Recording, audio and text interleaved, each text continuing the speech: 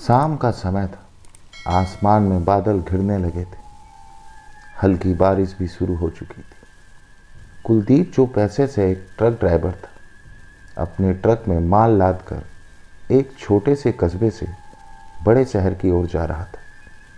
कुलदीप को यह रास्ता बहुत अच्छी तरह से पता था, लेकिन उस रात मौसम और माहौल दोनों ही कुछ अलग थे। रास्ते में एक लंबा और सुनसान हाईवे था, जिसे लोग भूतिया रास्ता भी कहा करते थे। इस रास्ते के बारे में कई कहानियां प्रचलित थीं, लेकिन कुलदीप ने कभी इन पर विश्वास नहीं किया था। वह हमेशा की तरह अपने काम में मस्त था और जल्दी से जल्दी माल को पहुंचाना चाहता था।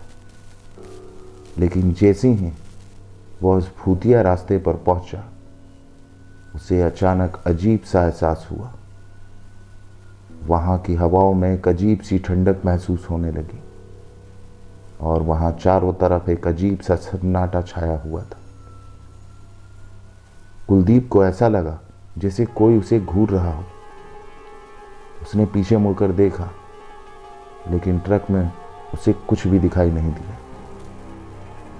कुलदीप अपने आप को यह कहकर तसल्ली देने लगा कि यह उसका शायद वहम होगा।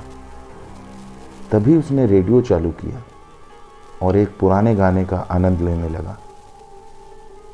लेकिन तभी उसने देखा कि सड़क के किनारे एक औरत सफ़ेद साड़ी में खड़ी।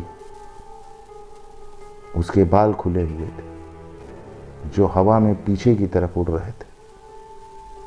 वो रात के सन्नाटे में बहुत ही डरावनी लग रही थी। कुलदीप ने सोचा कि वह शायद बारिश से बचने के लिए वहां पेड़ के नीचे खड़ी है। कुलदीप ने ट्रक धीमा किया और औरत के पास जाकर रुका।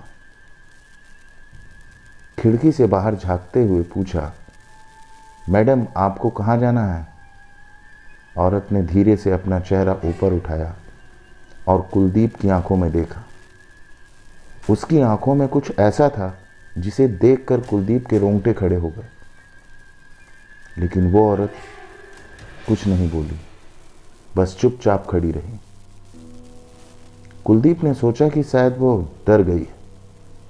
कुलदीप ने फिर से कहा, अगर आपको कहीं जाना है तो मैं आपको छोड़ सकता हूं। औरत ने कुलदीप से बिना कुछ कहे ट्रक का दरवाजा खोला और अंदर बैठ गई। तभी कुलदीप ने ट्रक चलाना शुरू कर दिया, लेकिन अब उसके मन में बेचैनी बढ़ने लगी थी। औरत ने अब तक एक शब्द भी नहीं बोला था। वह उसे बार बार देख रही थी। कुलदीप को अब यह एहसास होने लगा कि कुछ तो गड़बड़ है। जैसे ही ट्रक थोड़ी दूरी और चला, कुलदीप ने महसूस किया कि उसके चारों ओर का माहौल और भी भयानक होता जा रहा है। सड़क पर अजीब सी धुंध छा गई थी। हवा में एक अजीब सी गंध फैलने लगी। कुलदीप अब बहुत डर चुका था। उसकी दिल की धड़कनें तेज हो गई। उसने ट्रक की गति बढ़ाने की कोशिश की, लेकिन ट्रक की स्पीड धीमी होती जा रही थी। तभी कुलदीप ने डरते हुए उस औरत से पूछा, आप कहाँ जा रही हैं? तभी उस औरत ने कुलदीप की तरफ देखा और जोर जोर से हंसने लगी। कुलदीप उसकी खौफनाक हंसी देखकर बहुत ज़्यादा डर गया। उसके हाथ पांव कँपने लगे।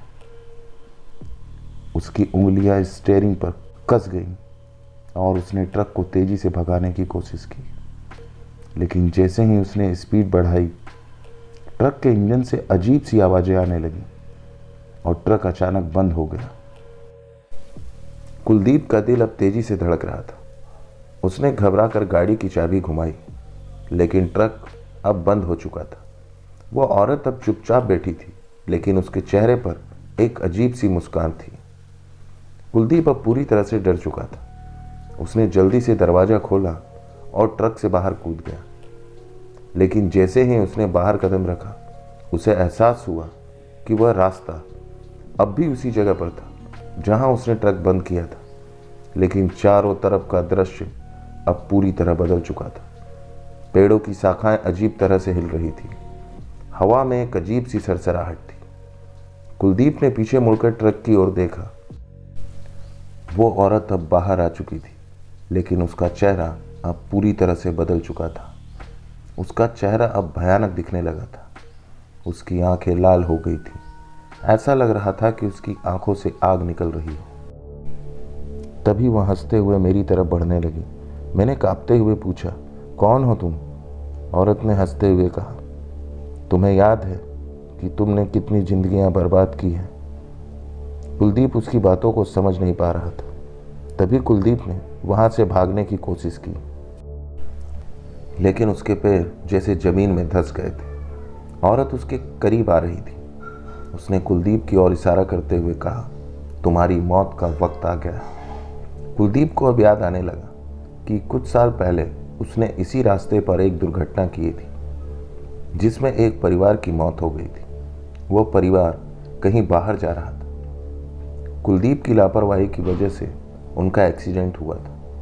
वह औरत उसी परिवार की माँ थी, जिसकी आत्मा अब बदला लेने आई थी। कुलदीप अब पूरी तरह से समझ चुका था कि वह किस मुसीबत में फंस गया है। वह भागने की कोशिश करने लगा, लेकिन उसके शरीर ने उसका साथ देना छोड़ दिया। औरत अब उसके ठीक सामने खड़ी थी। उसकी आंखों में जलती हुई आग की लपटें दिख रही थी। औरत ने चिल्लाते हुए कहा, तुमने मेरे परिवार को मुझसे छीना है, अब तुम्हारी बारी। कुलदीप ने हाथ जोड़कर माफ़ी मांगी। मैंने गलती की थी, प्लीज़ मुझे माफ़ कर दो। लेकिन औरत ने उसकी एक बात नहीं मानी। उसने अपने हाथों को ऊपर उठाया और अचानक उसके हाथों से आग की लपटें निकलने लगी। कुलदीप के चारों ओर आग की दीवार बन गई थी। वह उसमें फंस गया।